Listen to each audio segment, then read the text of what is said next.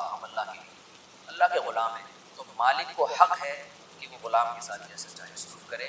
ہم پہ ہماری مرضی نہیں چلے گی، ہم تو غلام ہیں، تو غلام پہ آقا کی مرضی چلتی ہے. دیکھیں یہ جانوروں کو ہم جب پالتے ہیں نا تو ان پہ ہماری مرضی چلتی ہے. گھوڑے کی لگام ہمارے ہاتھ میں ہوتی ہے، تو اب گھوڑا ہمارے حساب سے چلتا ہے، اپنے حساب سے چلے گا، ہم مار کے پھینک دیں گے اس کو، ذبح کر کے پھینک دیں گے اس کو، کیونکہ ہم نے اس کو خریدا ہے، ہم اس کے مالک ہیں. تو اب گھوڑے کو یہ اعتراض کا حق نہیں ہے کہ بھائی مجھے ادھر کیوں لے کے جا رہے ہو، مجھے ادھر کیوں لے کے جا رہے ہو، مجھے پہاڑوں پہ کیوں چڑھا رہے ہو، مجھے پہاڑ سے نیچے کیوں اتار رہے ہو، مجھے دریا کیوں پار کروا رہے ہو. تو گھوڑے کو اگر یہ اعتراض کرے تو گھوڑے سے کہا جائے گا بھائی تجھے خریدا ہے تیرے مالک نے، وہ تیرا مالک ہے. تو ہمیں گھوڑے پر اتنی ملکیت نہیں ہے جتنی اللہ کو ہماری ذات بھی ملکیت حاصل ہے. لہذا کچھ بھی ہو رہا ہے تو ایمان والے یہ سوچ کے صبر کرتے ہیں انا للہ، ہم اللہ کے غلام ہیں. بھائی ہم پہ ہماری مرضی تھوڑی چلے گی، بلکہ ہم پہ اللہ کی مرضی چلے گی. ورنہ ہر انسان چاہتا ہے دنیا میں کوئی غم آئے نہیں، سارے مسئلے پورے ہوں، پوری دنیا کا بادشاہ میں بن جاؤں، سب سے زیادہ پیسہ میرے پاس، سب سے خوبصورت میں ہوں، سب سے زیادہ جوانی میرے پاس، سب کچھ میرے مسئلے حل ہو جائیں. تو ہر آدمی چاہتا ہے، ہوگا ایسا نہیں. تو ہم پہ ہماری مرضی نہیں، اللہ کی چلے گی، یہ سوچ کے صبر کرتے ہیں. وَإِنَّا إِلَيْهِ رَاجِعُونَ، اور ہم نے جانا بھی اس کے پاس. یہ اگلے جملے میں اور تسلی ہے. کیا مطلب؟ کہ اللہ نے وعدے کیے ہوئے ہیں کہ صبر کرو گے تو میں تمہیں اجر دوں گا. تو ہم نے جب جانا اس کے پاس ہے تو ہم اس کو خوش کر کے جائیں نا، تاکہ ہمیں نوازے. تو خوشی اسی میں کہ صبر کر. تو یہ دو جملے سوچ کے ان کو تسلی مل جاتی. آج یہ انا للہ و انا الیہ راجعون لوگوں کی زبانوں پہ تو بہت ہوتا ہے، لیکن مفہوم دماغ میں نہیں ہوتا. چیخ بھی رہے ہوتے ہیں انا للہ و انا الیہ راجعون، پڑھ رہے ہوتے ہیں، واویلا بھی کر رہے ہوتے ہیں، اور سارے الٹے کام کر رہے ہوتے ہیں مصیبت میں، اور آخر میں انا للہ و انا الیہ راجعون کہہ دیتے ہیں. تو یہ سوچ کے یہ الفاظ کہنے کی فضیلت ہے. ایسے ہی زبان سے کہنے کا کوئی خاص فائدہ نہیں ہے اس میں. سوچ کے ہم اللہ کے غلام ہیں اور ہم نے اسی کی طرف لوٹ کر جانا ہے، اور ہمیں اس پر وہ اجر دے گا. حدیث میں آتا ہے کہ مسلمان کو ایک کانٹا بھی اگر لگتا ہے تو آپ صلی اللہ علیہ وسلم نے فرمایا حتی الشوکۃ یشاقھا، صحیح حدیث ہے، اس پہ بھی اس کا گناہ معاف ہوتا ہے ایک کانٹے کے بدلے میں. اور اگر اس کے اعمال میں گناہ نہیں ہو تو اس کی نیکیوں میں اضافہ ہو جاتا ہے. اور ایک حدیث میں آتا ہے آپ صلی اللہ علیہ وسلم نے فرمایا قیامت کے دن ایک شخص آئے گا، دیکھے گا میزان میں اتنی نیکیاں، اتنا اجر اٹھائے گا، میں نے تو نہ اتنی تہجد پڑھی، نہ اتنے روزے رکھے، کہ نیکیاں کہاں سے آئیں؟ تو اسے بتایا جائے گا کہ تم کو فلاں موقع پر مصیبت پہنچی تھی، تم نے صبر کیا تھا، فلاں موقع پر تمہارے بچے کی موت واقع ہوئی، تم نے صبر کیا، فلاں موقع پہ تمہیں کانٹا لگا، تم نے صبر کیا، فلاں موقع پہ تمہیں فلاں شخص نے برا بھلا کہا، اس کی وجہ سے تمہیں جو ٹینشن ہوئی. تو یہ ساری چیزیں اس کے اعمال میں ترازو میں رکھی جائیں گی. تو اس کی یہ تمنا ہوگی کہ کاش میں نے زندگی میں کبھی خوشی نہ دیکھی ہوتی، اور اللہ نے ساری زندگی مجھے مصیبتوں میں ہی رکھا ہوتا. اور ایک اور حدیث میں آتا ہے رسول اللہ صلی اللہ علیہ وسلم نے فرمایا کہ قیامت کے دن میزان کے ترازو میں صبر سے زیادہ وزنی کوئی نیکی نہیں.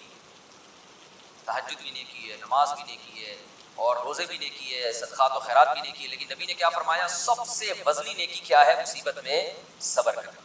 اور صوفیہ کرام کا جو تجربہ ہے وہ کہتے ہیں کہ اللہ کا قرب جتنا صبر اور مصیبتوں کے ذریعے حاصل ہوتا ہے اتنا دنیا میں کسی چیز کے ذریعے حاصل نہیں، کسی عبادت کے ذریعے حاصل نہیں.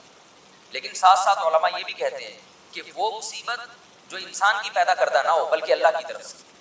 اگر آپ اپنی حماقتوں کی وجہ سے مصیبت میں مبتلا ہوتے ہیں پھر اس پہ وہ برکتیں حاصل نہیں ہوتی. صبر تو اس پہ بھی کرنا ہی پڑتا ہے، لیکن ایک مصیبت اللہ کی طرف سے، ایک اپنی حماقتوں کی وجہ سے. آج کل جو زیادہ تر پرابلمس ہو رہی ہیں ہماری اپنے کرتوت ہوتے ہیں. جیسے صحت کا خیال نہیں رکھا، اٹھ پٹانگ کھا، شوگر کا مریض ہے، لڈو کھا رہا ہے اور کھاتے کھاتے شوگر ہائی ہو گئی، اب صبر کر رہا ہے، صبر کر رہا ہے.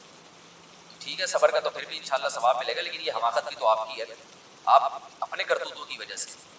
تو اس لیے علماء کہتے ہیں کہ اپنے کرتوت کی وجہ سے نہ ہو، بلکہ آپ صحیح چل رہے ہیں لیکن پھر بھی اللہ نے کوئی مصیبت آپ کے مقدر میں لکھ دی ہے.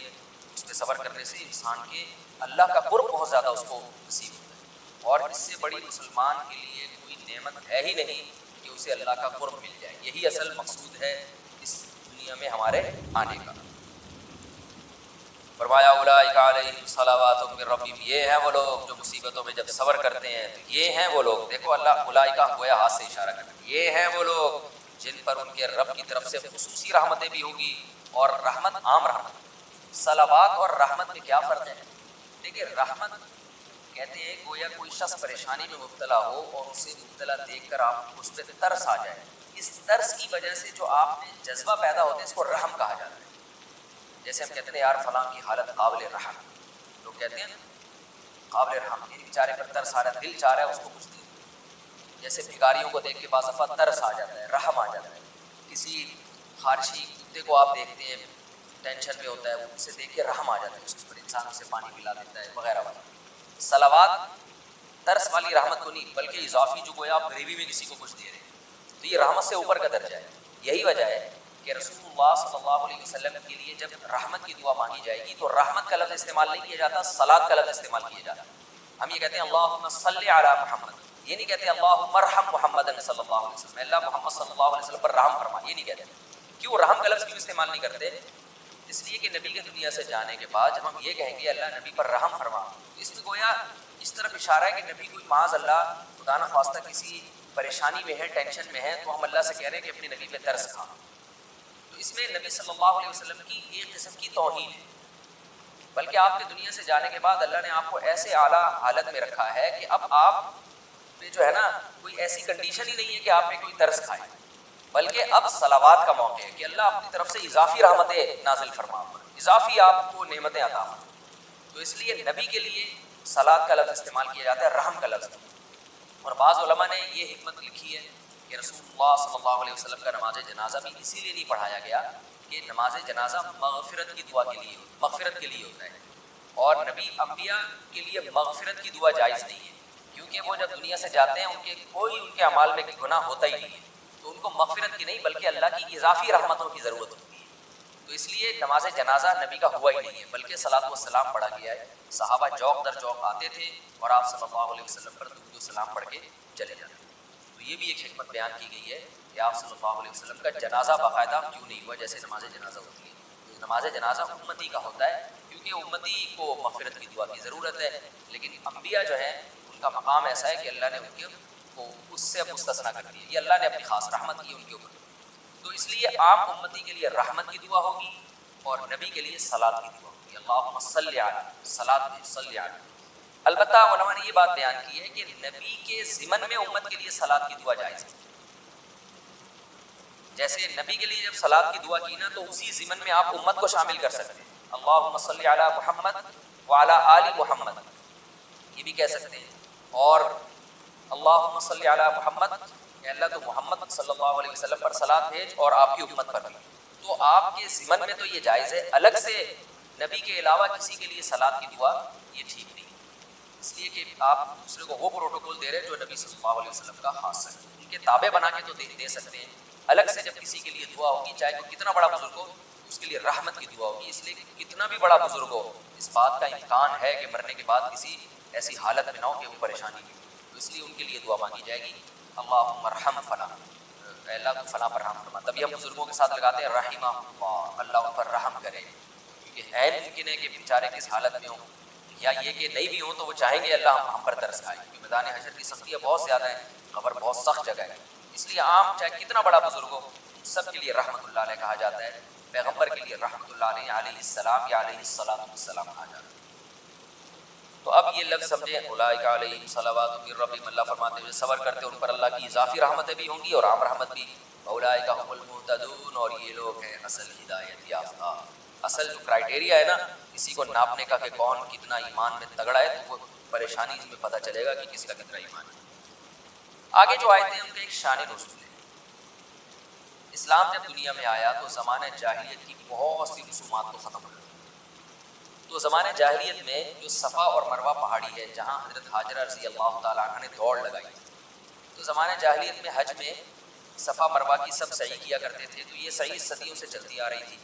اسلام جب دنیا میں آیا تو بہت سے صحابہ کو خیال ہوا کہ یہ ایک ایسی ایک عجیب سی رسم لگتی ہے، ادھر سے دوڑے ادھر چڑھ گئے، ادھر سے اترے ادھر آ گئے، یہ کہیں ایسا نہیں ہے کہ غلط کر رہے ہوں. تو اس لیے بعض صحابہ نے نبی سے پوچھا یا رسول اللہ اس میں کوئی گناہ تو نہیں ہے، ہم صفا مروہ کی صحیح کرتے ہیں؟ تو اس کا جواب قرآن میں نازل ہوا کہ زمانہ جاہلیت کی ہر چیز غلط نہیں، بہت سی چیزیں ٹھیک بھی ہیں، ان میں سے ایک صفا مروہ کی صحیح بھی ہے کہ یہ بالکل ٹھیک ہے. ان الصفا والمروہ من شعائر اللہ، فرمایا صفا مروہ کو جاہلیت کے شاعر میں سے نہیں ہے بلکہ شاعر اللہ میں سے ہے، اللہ کی نشانیوں میں سے ایک نشانی ہے. فمن حج البیت او اعتمر، لہذا جو کوئی حج کرے گا یا عمرہ کرے گا فلا جناح علیہ ان یطوف بہما، اس پر کوئی گناہ نہیں ہے کہ طواف کرے. یعنی طواف کا مطلب چکر لگائے، اس سے وہ طواف مراد نہیں ہے جو بیت اللہ کے گرد کیے جاتے ہیں، اس مراد چکر ہے، یعنی جائے واپس آنا پھر جانا، جو 7 دفعہ سعی کی جاتی، کوئی گناہ نہیں. حضرت عائشہ رضی اللہ تعالیٰ عنہ سے کسی نے سوال پوچھا تھا کہ کیا صفا مروہ کی صحیح کرنا ضروری ہے حج اور عمرے میں؟ انہوں نے فرمایا ہاں. تو انہوں نے قرآن کی آیت پڑھی کہ اللہ تو فرماتے ہیں کہ جو حج کرے عمرہ کرے اور سعی اگر وہ کر لے تو کوئی گناہ نہیں. تو اس سے تو پتہ چل رہا ہے سعی کرنا جائز ہے, یہ تھوڑی پتہ چل رہا ہے کہ واجب ہے لازمی ہے. یہ کہاں پتہ چل رہا ہے؟ اس سے تو پتہ چل رہا ہے کہ بھائی کوئی اگر کر لے تو کوئی گناہ نہیں. امی عائشہ رضی اللہ تعالیٰ عنہ نے جواب دیا, بڑی فقیہ تھی. انہوں نے فرمایا کہ اگر اس آیت کا یہ مطلب ہوتا کہ صفا مروہ کی صحیح ضروری نہیں ہے تو آیت کا انداز یہ نہیں ہوتا فلا جناح علیہ ان یطوف بہما, کہ اس پر کوئی گناہ نہیں ہے کہ ان کا چکر لگائے, بلکہ آیت یہ ہوتی فلا جناح علیہ الا یطوف بہما, کہ اس پر کوئی گناہ نہیں ہے کہ ان کا طواف نہ کرے. یہ بڑی ذہانت کی بات ہے امی عائشہ رضی اللہ, اس کے لیے آئی کیو لیول بہت اونچا ہونا چاہیے. تبھی علماء کہتے ہیں امی عائشہ نے جو یہ جواب دیا نا سائل کو, یہ آپ کے مینٹل اپروچ کی مینٹل لیول بہت ہائی تھا. یہ بڑی یعنی حکمت کی بات, اس سے پتہ چلتا ہے بہت بڑی فقیہ ہے. اب میں اس کو تھوڑا سا سمجھاتا ہوں کیا مطلب. دیکھیں عبادت کے بارے میں کبھی یہ انداز نہیں ہوتا کہ تم اگر نماز پڑھ لو تو تم پہ کوئی گناہ نہیں. عبادت کا انداز تو یہ ہوتا ہے کہ تم نماز اگر نہیں پڑھو گے تو کوئی گناہ نہیں, اور پڑھ لو تو ثواب کی بات ہے. یوں ہوگا نا. تو امی عائشہ نے اپنے جواب میں اشارہ کر دیا کہ اصل میں یہ سوال کا جواب ہے. سوال یہ پوچھا گیا تھا کہ صفا مروہ کی صحیح میں گناہ تو نہیں ملے گا, زمانے جاہلیت کی رسم ہے تو اللہ نے فرمایا کوئی گناہ نہیں ملے گا. اس میں اس سے بحث ہی نہیں ہے کہ صفا مروہ کی صحیح کرنا لازم ہے یا نہیں, یہ آیت اس سے خاموش ہے. وہ ہمیں حدیث سے پتہ چلتا ہے کہ لازم ہے. پھر امی عائشہ نے جواب یوں دیا کہ اگر یہ آیت یہ بیان کرنے کے لیے آتی نا صفا مروہ کی صحیح لازم نہیں ہے, تو پھر یہ اسٹائل تھوڑی ہوتا, یہ انداز تھوڑی ہوتا کہ کوئی گناہ نہیں ہے طواف نہ کرو, بلکہ یہ انداز ہوتا کہ کوئی گناہ نہیں ہے کہ طواف مت کرو, یعنی طواف کرنا ضروری نہیں. تو امی عائشہ نے پھر اس کو جواب دیا کہ یہ اصل میں ایک سوال کی طرف اشارہ ہے, اس سوال کے جواب میں کہا جا رہا ہے. تو اس سے پتہ چلتا ہے کہ قرآن و سنت کو سمجھنے کے لیے جو ہے نا بہت فقاہت چاہیے. صرف لفظی آیتوں سے لوگ نہیں سمجھ لیتے قرآن, جیسے کہ آج کل بس لفظی ترجمہ سے ہر آدمی فنٹر بننے کی کوشش کر رہے ہیں. تو اب باقی صفا مروہ کی صحیح جو ہے حنفیہ کے نزدیک واجب ہے, بعض ائمہ کے نزدیک حج اور عمرے کا رکن ہے, اور بعض ائمہ کے نزدیک مستحب. تو وہ ایک فقہی اختلاف ہے علماء کے درمیان, لیکن اتنا ضرور ہے کہ احناف کے ہاں اگر صفا مروہ کی صحیح چھوڑ دی تو حج اور عمرہ تو ہو جائے گا مگر دم دینا پڑے گا. ومن تطوع خیرا, اللہ فرماتے ہیں جو بھی خیر کا کام کرے گا نیکی کرے گا تو اللہ اس کی نیکی کا قدردان بھی ہے اور اسے جاننے والا.